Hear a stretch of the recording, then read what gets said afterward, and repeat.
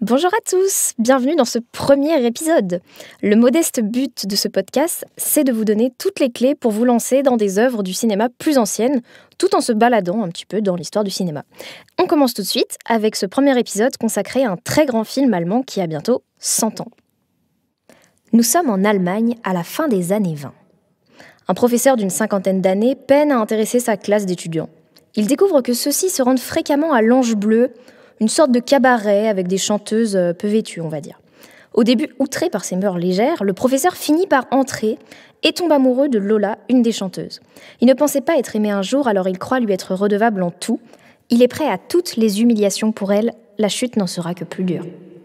Voilà pour ce qui est de l'histoire de ce film. Pour comprendre un peu plus son importance, nous allons nous arrêter à présent sur le parcours de son réalisateur, Josef von Sternberg, le contexte de création du film, ses inspirations, avant de développer un point technique qui me semble intéressant.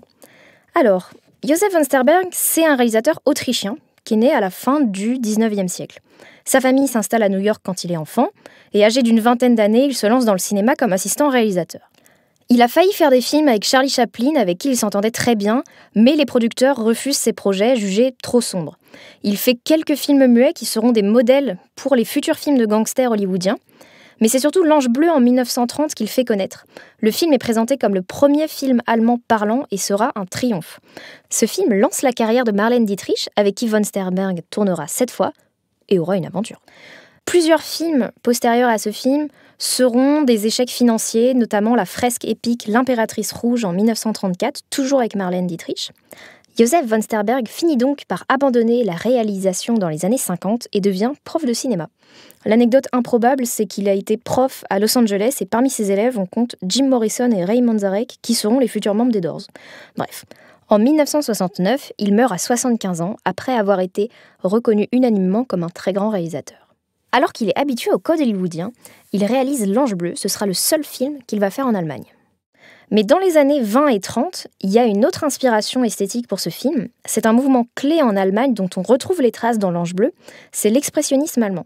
L'expressionnisme vient d'abord de la peinture, avec des tableaux un peu oppressants, on pense au Cri de Munch par exemple. Et au cinéma, après la Seconde Guerre mondiale, il y a une volonté de traduire le malaise social qui plane en Allemagne, avec des histoires qui ne sont pas réalistes mais plutôt fantastiques. Le jeu d'acteur est typé, assez reconnaissable, avec des expressions du visage outrées, ce qui est parfois accentué par le maquillage, presque comme si les visages étaient déformés. On a des décors abstraits, des jeux d'ombre très marqués, des histoires pas super drôles, par exemple le cabinet du docteur Caligari de Robert Vineux, Nosferatu de Murnau et les premiers films de Fritz Lang. Et c'est un mouvement qui est très important, qui est très influent pour le cinéma fantastique et d'horreur qui viendra après, mais aussi pour les films policiers. Parce que de nombreux cinéastes allemands vont quitter l'Europe pour les États-Unis dans les années 20-30 pour des raisons qu'on connaît, et transporteront cette esthétique dans des films américains, comme les films policiers. Parmi eux, on a Billy Wilder et Otto Preminger.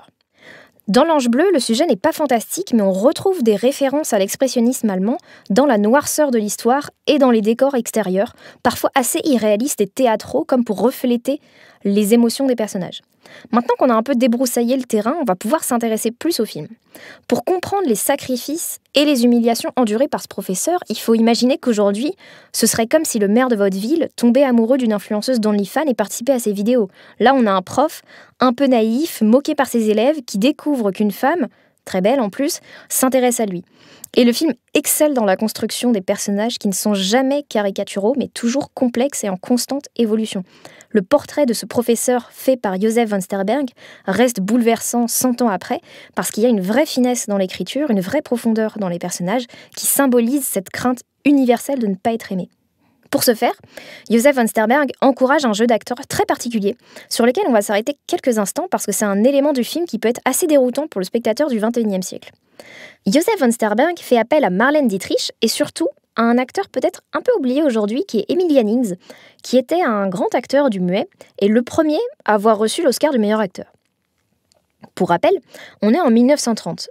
En 1927, arrivait Le Chanteur de jazz, le premier film parlant, qui lance le début d'une nouvelle ère pour le cinéma. Et ce qui est assez subtil et intéressant dans L'Ange Bleu, c'est qu'on a à la fois des vestiges de jeu muet et un vrai enthousiasme pour le son. D'une part, on a un jeu d'acteurs qui emprunte au code du muet.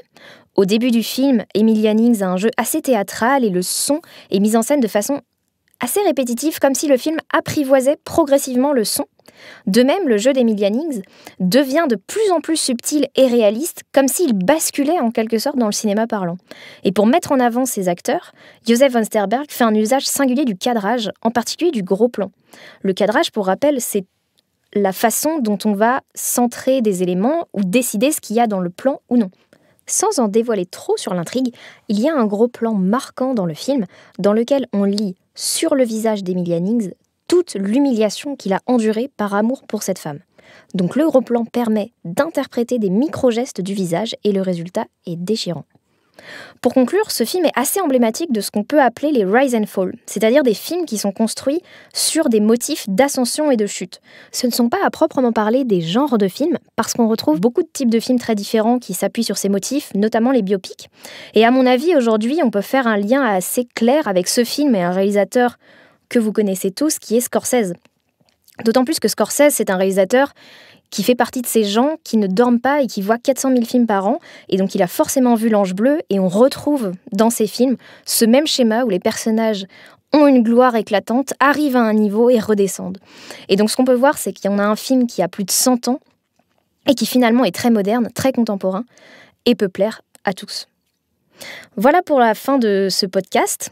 J'en profite pour remercier mon compagnon qui m'aide pour la partie technique et pour D&D Technologies qui nous prête ses studios.